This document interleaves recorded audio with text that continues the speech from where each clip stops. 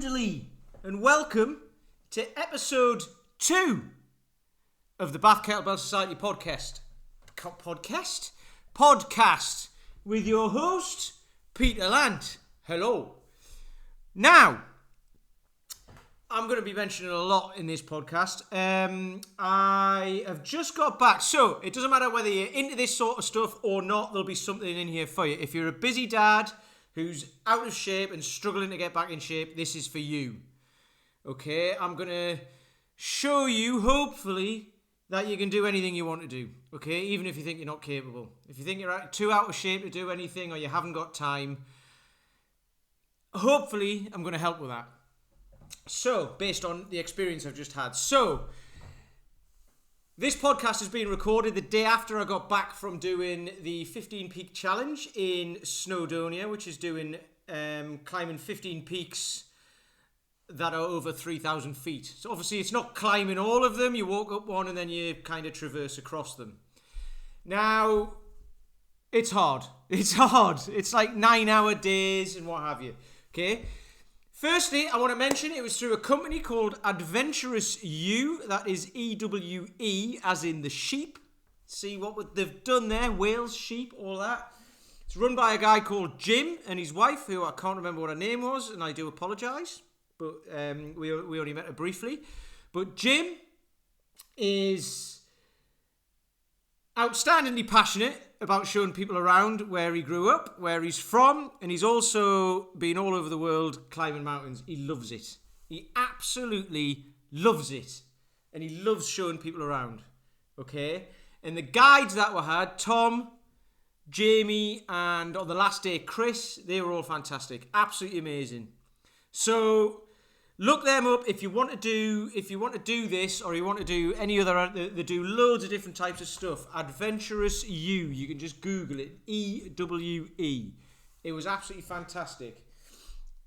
Now, a quick bit of background about it. I'm actually doing this podcast the day after I got back. Like I say, I've still got a beard. I've got a 3-week growth, so I can look like an intrepid explorer, like Grizzly Adams. And I'm getting rid of it later, but I thought I'd do the podcast now. Now, if you're listening to it on iTunes or Libsyn or whatever, you obviously can't see that. But if you're watching this on YouTube, you'll see it. Here it is, look. Ooh. Grizzly! Now! Don't go anywhere near Velcro. Hey! So, there was... The way this worked, I just booked onto this in January. There was a guy called Pom Tut, another, I'm going to say strong first coach, but he's another... like strength coach, movement coach, who I know, who's based in Telford. He did it last year, and I saw him post a load of stuff about it on social media. So I asked him about it, and he put me onto another company who I can't remember what it was.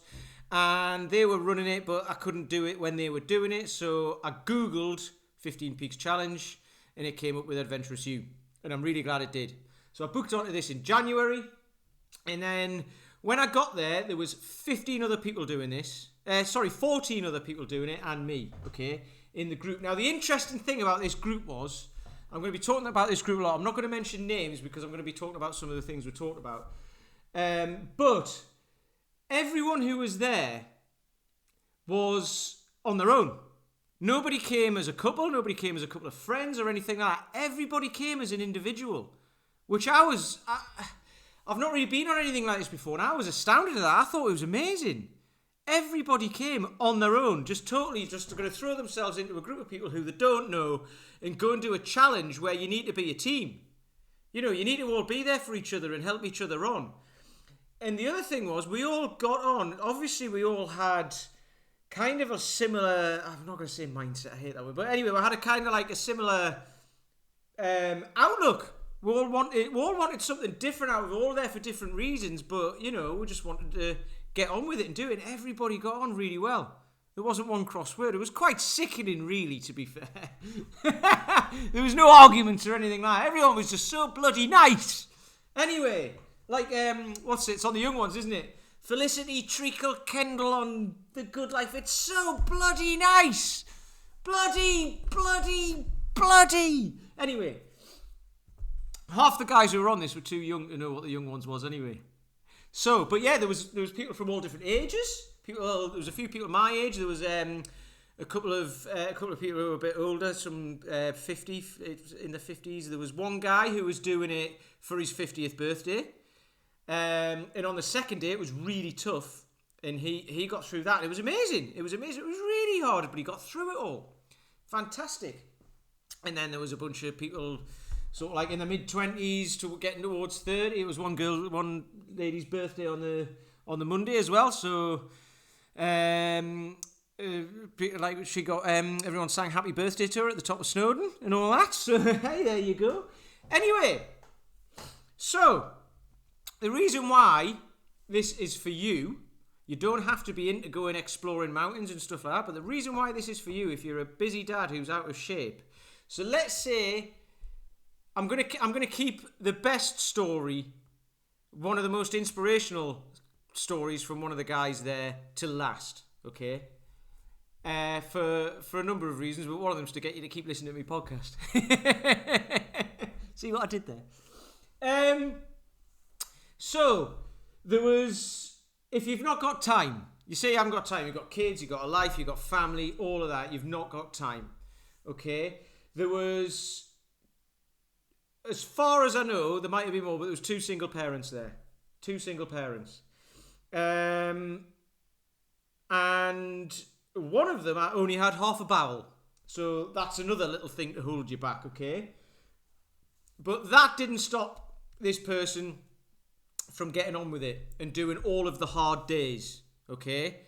You know, and it's like that sort of situation, you know, this person felt a bit rough after the first night, had to go to bed early, couldn't eat much food, but still got on with it. Still got up the next day and was like, do you know what, I'm going to get on. I've paid for this, I'm doing it.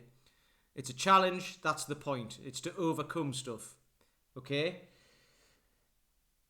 And the other single parent was just a great guy.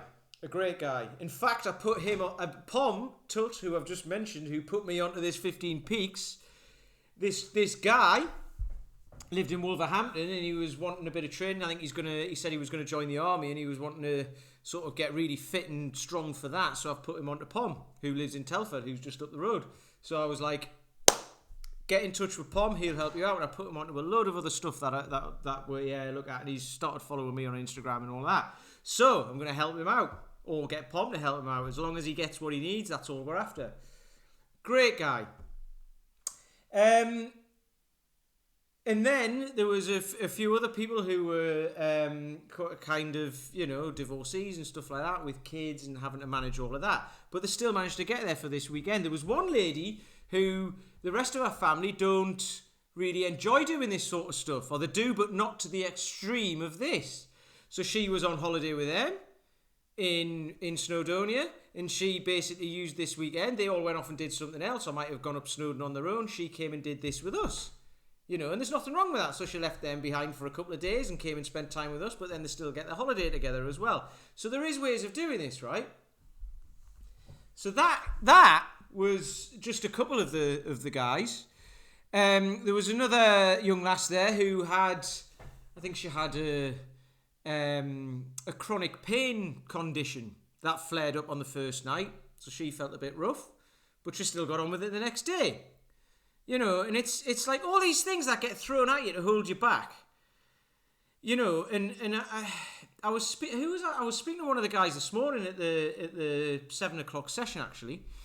So that was interesting. I drove back yesterday. It took me 5 hours after going over Crib Goch, up Snowdon, all of that. It took me 5 hours to get back. Got back about 10 o'clock last night. Went to bed. Up again at 6 this morning to train the guys in the park, and it was brilliant. Still full of energy. I love it. But this guy was saying, you know, when you hear about other people's problems, you're like, do you know what? Actually, mine just pale into insignificance, and it's kind of true. So yeah. And then there was one guy there. I'm going to try and keep this podcast to 20 minutes. By the way, I've been going on for 10 minutes already. So there was this one guy there. Again, I'm not naming names and stuff because you know I don't want to. But I was having a chat with him on the first day, and he had blown 2 discs in his back about 6 years ago, picking up his dog. You know, funny, silly little things like that. Picking up his dog, he blew out 2 discs in his back, had to have surgery. After the surgery, something had gone a bit funny and he couldn't walk for, I think he said 2 weeks. He couldn't walk and he didn't have any feeling in one of his feet. And that was quite scary for him, not being able to walk. He's a young bloke and he's like, I can't walk. And that can put you out. Okay. Now, there he is 6 years later and he's doing 15 peaks in Snowdonia, which aren't easy. Scrambling up stuff, walking across scree, which is the worst type of stuff to walk across. Ask anybody, ask the 15 people who were there doing it, including me, and it's awful, especially walking down it. But he did it, okay? Now, going up, he was absolutely fine. He had some sticks, and he was going at it, and he was absolutely fine. Did a bit of scrambling as well, no problem. Coming down, he was very, very slow, and the reason was confidence. Because, he can do it, and he had his pulls, and he was gently letting himself down. But confidence, he doesn't. You can kind of understand the pain he must have gone through, and the anguish of not being able to walk and being scared and worried. And even though that was 6 years ago, he'd be thinking about that now as he's walking down the mountain, thinking like, if I go over, if I cause any damage, that could be it. I might never walk again, sort of thing. So you can imagine that happening. And however, he didn't let that stop him either. He just took it in his own little pace. Little pace. That sounds so condescending. He took it at his own pace. Okay. And everybody waited. Everybody just we got halfway down the mountain, and then we all stood around, had a bit of a wash in splash in a stream because the weather was so hot, and just waited. And then when he got there, we carried on to the next bit. Small steps get you there in the end.